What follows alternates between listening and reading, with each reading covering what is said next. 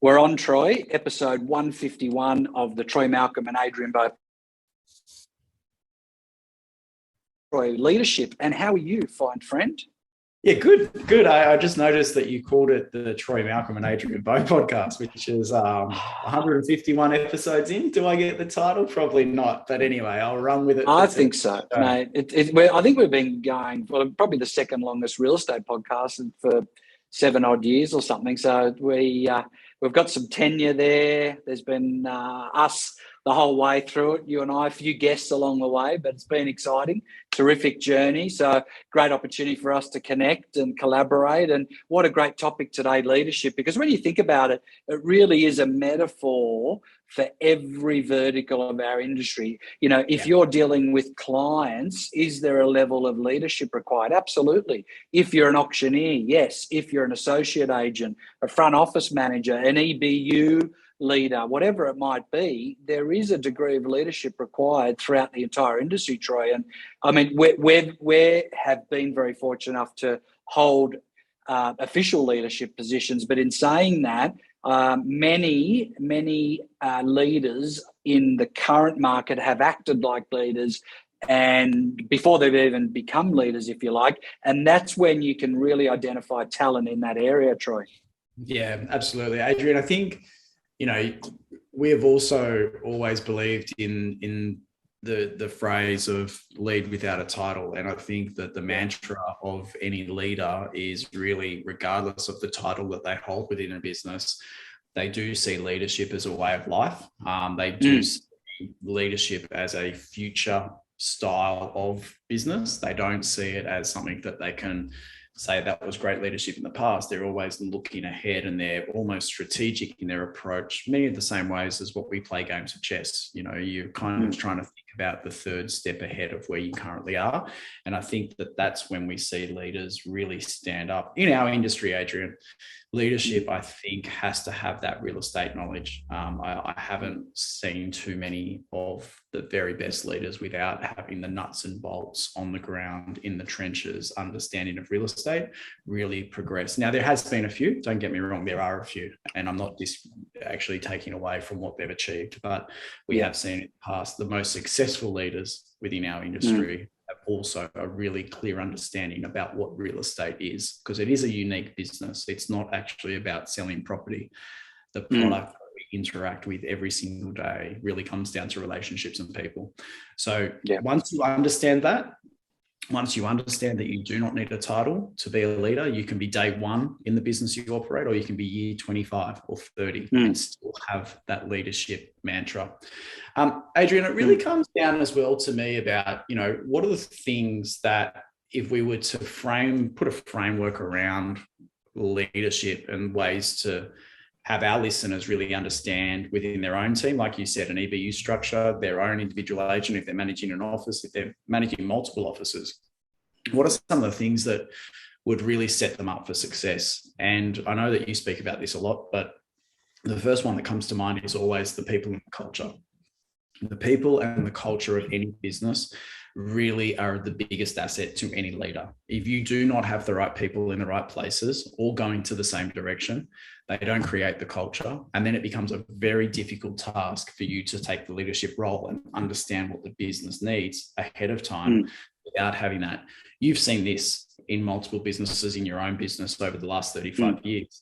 How has it played out for you, really, about people and culture? Because this has been such a strong point for you in your career. No, look, it's a great question, Troy. And I think every business owner or every team, if you like, it's, if you could wave a magic wand, that's one of the intangibles that they'd all love to achieve, is have high retention of their people and create a great culture. In saying that, culture is really subjective, right? Because, you know, if you're an agent working in a business, great culture for you might just be going out every Friday after work and having a few drinks and you know, connecting with people within the organisation at a different type of level than in the office. So that could appeal to some people. I think other businesses are providing skills and tips on how to either be a better leader, a better lister, a better seller, a better communicator, whatever it might be. So I think training and development is a massive vertical of culture. I think whether you call them social events or power up events or networking events, they need to be considered. There's no doubt about it. But I think it's more than that, Troy. I think culture is, as I said at the start, sort of something that is intangible and probably as simple as, in the office, no one listing over the top of each other, no one talking to double ups of clients and saying, oh, look, don't worry, we all work together and we share the... I mean, that happens, and we do see it, unfortunately, where really it's not difficult just to speak to a client and they say, look, I spoke to Troy a year ago, and for me to say, look, you're in outstanding hands with Troy. I'll have a chat to him, and if there's an opportunity for us to work together, that'd be great. If not, you'd be in great hands with Troy. So I think that's probably one of the areas, and an intangible sort of undocumented cultural piece which most agents strive for and most business leaders strive to provide. And I think it's definitely a very frustrating area of the industry when we don't do it right, Troy. Yeah, I couldn't agree more. And Adrian, another trait that we have seen is that even though we see this day to day with people and culture and the culture of our teams and our offices, we actually know that it actually filters quite quickly up to say that a business will never outpace its leader. So if you're the type of person that doesn't have those types of skills that Adrian mentioned earlier, then your business is going to get same results. And it's got to be tying into, you've got to think bigger. You've got to really understand how you go from amateur to professional, but also understand that the way that you did things that made you a success, maybe 5, 10, 15, 20 years ago in some circumstances, are definitely not going to set you up for future success. And so, Adrian, we talk about growth mindset, we talk about fixed mindset, we talk about an always learn mindset. What are some of the character and capability traits that you best identify with being a leader, and some of the others that you've seen? Because you're very fortunate to see so many different businesses, but you've also worked with what we would consider some of the best that we've ever seen in the Australian real estate industry. Yeah, look, it's a very good question and an interesting topic within our industry, Troy, because I speak to a lot of associate agents, for example, who say, look, I'd love to be a lead agent and I think I'm ready. And the first question I'll ask is, okay, being an associate is outstanding in terms of servicing a listing once it's listed and, immersing yourself into the sale process. But out of 10, where do you rate yourself as a lister if you were to go up against some of the top competitors in your market? And a lot of them, it'd be a sub 5. So they're really not ready to make that transition. Same as an agent, I'll speak to them and say, I want to open my own business. And I'm like, okay, have you recruited anyone before? No. Have you ever developed an agent from a telemarketer to an associate to a lead agent? No. Do you know how to read a P&L? No. Is there any skill set at all in terms of leadership, public speaking, motivating your own people?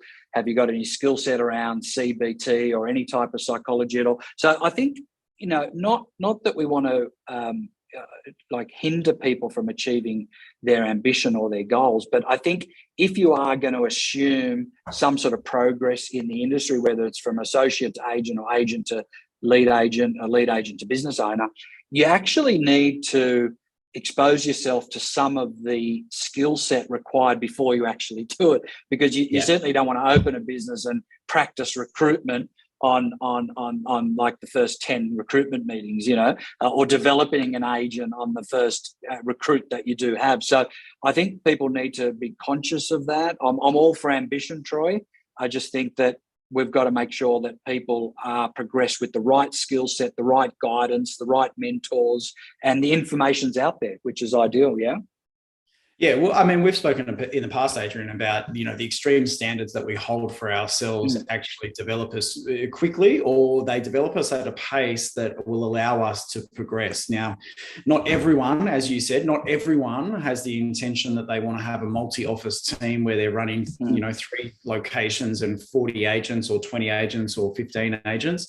But they do understand what it takes to get to the next level is the standards they hold for themselves. And they do also understand the difference between the old fixed mindset of what management and leadership look like to what it looks like today as regards to authority versus influence. And I know that you've definitely been an influential character with the teams that you've led, but you've also led with generosity, which has allowed those people to grow. Do you want to touch on the difference between influence and authority? Because I think that that's another really good topic and trait that we see from the very best leaders in our industry. They're not dictators, and they don't say, go my way because I've said so. They allow that person to develop their skill and build influence over that person that they know that they can't get it wrong, as opposed to trying to get it right. Influence, Troy, is probably an iteration, a more modern iteration of leading by example. Okay, so I know the influence term is being used a lot, especially around social media, but effectively leading by example. And in our world, Troy, that is, if you're a sales leader or a sales manager or a business owner, it's a body combat sport, right? So we're linking arms with our people, going into lounge rooms, listing property, going to open for inspections, helping take names and numbers, calling auctions. You know, when there's an auction and there's a pause and a gap, being able to be the conduit between the buyer and the seller to make sure both parties and all stakeholders are satisfied, yet a deal is still to be done. So, you know, I think influence is definitely providing, you know, an example to your people that you are at the same level. There's no hierarchy. You're in the trenches. And then authority, I think, comes when if a decision does need to be made, then it's delivered with conviction and respect. And you know, it's like on a footy field, Troy. You know, you've played professional football. I'm sure there's been many times where a call didn't go your way, but you didn't stand there arguing with the ref. What you did is went back and tackled 6 times harder, because that was a high integrity activity for you, knowing that, okay, I may not agree with that, but I'm going to tackle harder, run harder. And it's not dissimilar in our industry, Troy. Not every call is going to go your way. You're not going to win every listing. There might be a dispute in the office and maybe someone's got a relationship deeper than you have. And look, you've got to play the long game. You've got to respect any authority that's there, and a decision needs to be made so everyone can just move forward. And frankly, it's always in the best interest of the client anyway. There's no agent that owns buyers or sellers. I mean, data is data until there's a relationship built. So it's up to the agent, and the onus is on the agent. The obligation is on the agent to build that relationship. Otherwise, a database is just an Excel spreadsheet with names and numbers. So, yeah, I think that's probably the main difference between authority and influence there. So has that been your experience, Troy? Yeah, so, and what I'm hearing from you, Adrian, is exactly that. And it's almost like when you're in a leadership role, you have to not only have what we said earlier, which was the extreme standards, but also the extreme ownership. And so it's almost in your dialogue, in your mindset, you need to have that to really ruthlessly eliminate the excuses that sometimes come up, that it's very easy to pass the buck or pass the blame and not take that ownership. And so what I'm getting is a sense that a leader is developed over time by the environment that they're in and by the coaching that they get from their mentors. But it also has to come back to their individual standards that they hold and removing those excuses with the intent that they're going to grow. It's not the necessary thing for them to complain and whinge. It's actually the intent for them to step back, understand why it didn't go their way, develop a skill or develop their skills to do better next time. The final one, Adrian, that I know that we've always spoken about and what makes great leaders and around leadership is to really remove the fear. And I think, you know, we hang out with John McGrath quite a bit, and John always says, you know, the fear is the number one enemy of success. And it's really true right now. Market conditions slightly different to what we have seen over the past 2 years. So removing the fear of being successful, the fear of failure, actually sets you up to be a fantastic leader. There's no doubt, Troy. And the best part about this topic is no one physically hands you fear. It's an emotion that is manufactured autonomously through an event or a market, let's call it. And often it can be that second entity within us, or that voice in the head that we've spoken about before. And we really need to learn to master that voice and control it before it controls us. And, I think if you speak to some of the top agents in the country, Troy, and said, how's the market? They'd be saying to you, well, I can tell you what my process is, but I don't deviate. I don't deviate from that regardless of market conditions. Their dialogue might be nuanced a fraction, but I don't think their process deviates. So, yeah, look, there's always going to be that fear if you allow it to overwhelm you. And it really is self-generated, self-manufactured. And it's not easy. I'll be honest with you, Troy. It's, doubt and fear are two things which are intangible, yet no one actually gives them to us. We manufacture them ourselves. And let me tell you, they're not difficult to dismiss because, one, they're something that we have full control of, yet they can be very challenging, and not many people have mastered it. And the news that we've got for everyone is the voice is never going to finish. I mean, for eternity, we'll always have that voice, and it's really a matter of controlling it. We don't know where any other living being has visualizations like we do. We don't know that. I mean, as humans, we do, and sometimes it can be our best friend because it's an encouraging voice, which is, Troy, let's just push through this. I know you've had missed 3 listings in a row. I know 2 auctions are passed in a row, but let's play the long game. But then there's that other voice which say, are you really worth it?